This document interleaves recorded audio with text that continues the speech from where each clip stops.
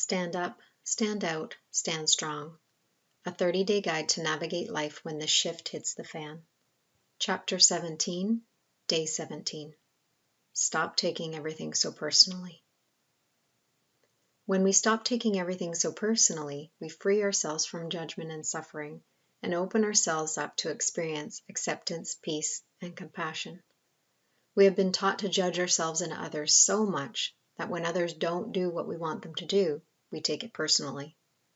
We have become so personally invested in what others say or do that we feel a sense of responsibility. We believe their actions reflect on who we are. We have gotten so wound up in what others are doing, we can't see that it really has nothing to do with us. We get caught up in a gray area that keeps us whirling in projection, guilt, resentment, and blame. What others do or don't do is not about you, it's about them. How you feel and your judgments about what they do or don't do are about you. When we can separate our stuff from their stuff, we can actually heal what is underneath. As long as we take it personally, we will use projection as a way to keep us from owning our own stuff, and we won't be able to heal it. As long as we project and blame someone else for how we feel, we will be stuck in helplessness disguised as resentment. Our potential for healing the root of our upset will remain hidden to us. Through projection, we throw our own stuff onto someone else, and it ends up being out of our reach of awareness. We are too busy blaming another to look within and realize it is our own trigger we need to heal. It is helpful to embrace the idea that our triggers are opportunities to heal some underlying leftover trauma, pain, or limited belief. People just do what they do.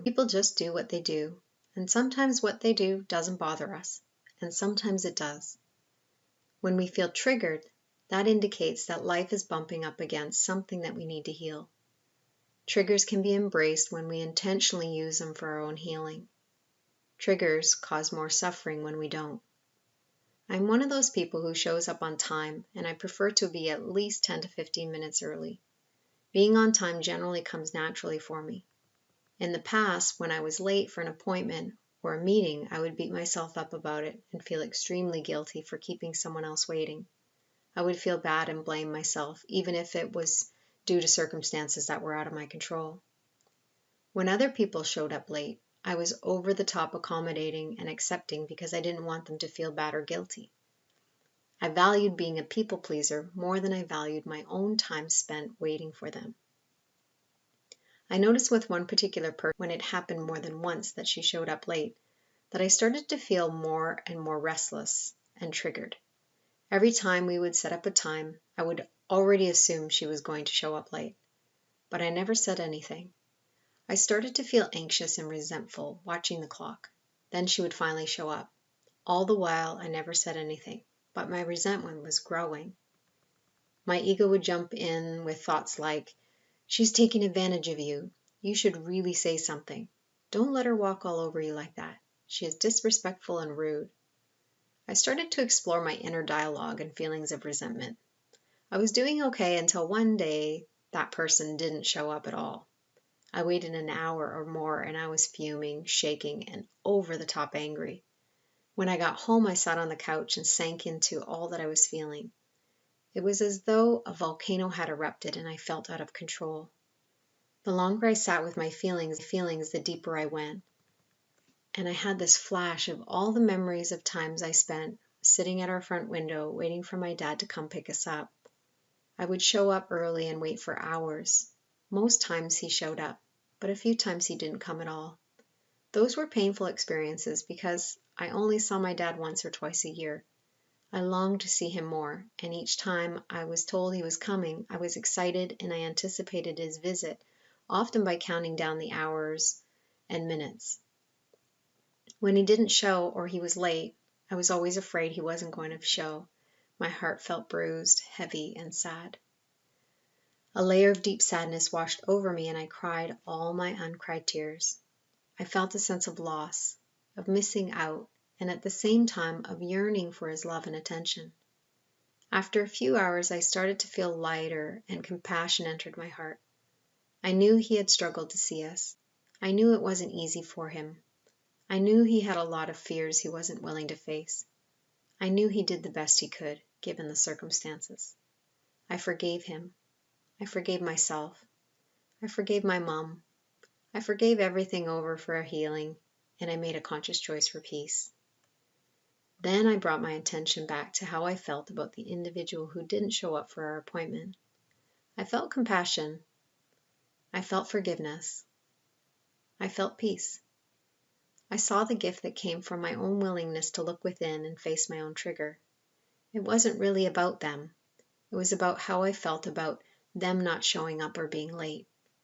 By shifting from taking it personally and feeling angry to owning my own trigger, I healed a huge layer of childhood trauma. I felt gratitude toward her. As I took some time to reflect, I realized that this person was chronically late for everything. It wasn't just about me and her being late for the appointments she booked with me. She was always late, always apologizing, and always repeating the same pattern with everyone. When I took a step back and wasn't taking her behavior personally, I could see that she was just doing what she always did. When I brought that awareness back to how I feel about her always being late, I recognized a pattern in me. I was a chronic accommodator and people pleaser who wasn't willing to say anything when other people were late for fear of making them feel bad. The other piece I saw was by behaving that way, I was dishonoring myself and disrespecting my own time. So I decided I would say something, not because she needed to change, but because I needed to set a healthy boundary to honor myself and my time. I was clear and concise when we spoke, because I had no judgment and I had already cleared my own trigger. I explained that I needed to set a healthy boundary to honor what I understood. She shared how she felt when she was chronically late, and I shared a few suggestions that would help her break her habit. Although I wasn't attached to any outcome during our conversation, something shifted, and she was never late for any of our appointments after that. I felt a sense of peace and joy for our exchange and the miracles that followed. My courage to look within and explore my own triggers led to a healing for both of us. I started to look at my triggers as beautiful, hand-delivered messengers disguised as life circumstances. The next time you take something personally, be willing to stop and explore how you feel. We are never upset for the reason we think. Let your judgments go and look beneath them for the root of your trigger. You may be surprised by where it leads you. There will be times where you will be guided to say something and set a boundary, and there will be times where you won't. Trust your heart to lead you. In the meantime, use your triggers as opportunities to heal leftover trauma and free yourself from the buried, ongoing suffering. Then celebrate the miracles and open your heart to return to peace, love, and compassion.